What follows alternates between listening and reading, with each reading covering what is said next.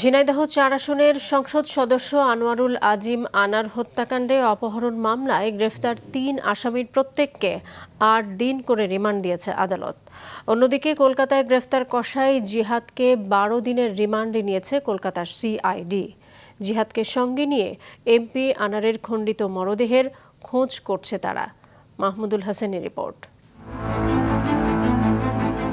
ঝিনাইদহের সংসদ সদস্য আনোয়ারুল আজিম আনার কলকাতার সঞ্জীবা গার্ডেনের যে ফ্ল্যাটে গিয়েছিলেন সেটির ক্লোজ সার্কিট ক্যামেরার ফুটেজ প্রকাশ করেছে কলকাতা পুলিশ।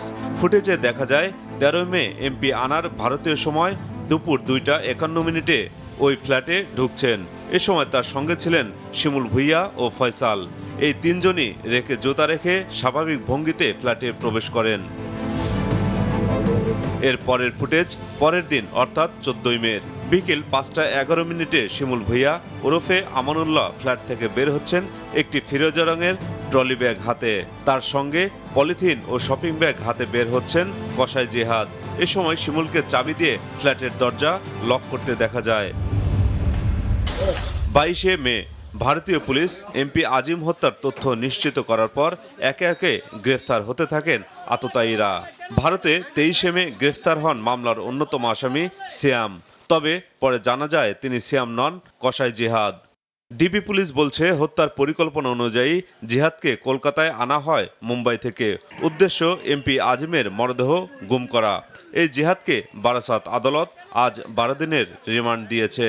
কে ছিল এটা জানার জন্য, সঙ্গে কিছু আর্মস টার্মসগুলো যেগুলো ইউজ হয়েছে সেগুলোকে রিকভারি করবার জন্য পুলিশ ১৪ দিন পিসি চেয়েছে।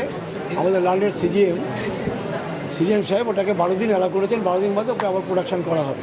এদিকে ডিবির হাতে গ্রেফতার ৩ আসামি শিমুল ভুইয়া, শিলাস্তি ও ফয়সালকে আরও জিজ্ঞাসাবাদের জন্য রিমান্ডে নেওয়ার আদেশ দিয়েছে আদালত।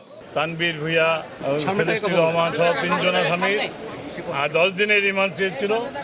আইয়ুব সাহেব বিজ্ঞ আদালত আমাদের বক্তব্য শুনে তদন্তের স্বার্থে মহামান্য হাইকোর্টের নির্দেশনা মোতাবেক জিজ্ঞাসাবাদের জন্য ৮ দিনের রিমান্ড মঞ্জুর করে।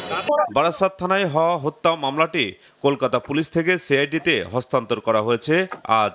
সিআইডির গোয়েন্দারা আজ জিহাদকে নিয়ে কলকাতা ও বারাসাতের বিভিন্ন স্থানে মরদেহের খণ্ডিত অংশ উদ্ধার অভিযান চালায়। তবে এখনও মরদেহের কোনো সন্ধান মেলেনি। মাহমুদুল হাসান, মাছরাঙা সংবাদ, ঢাকা।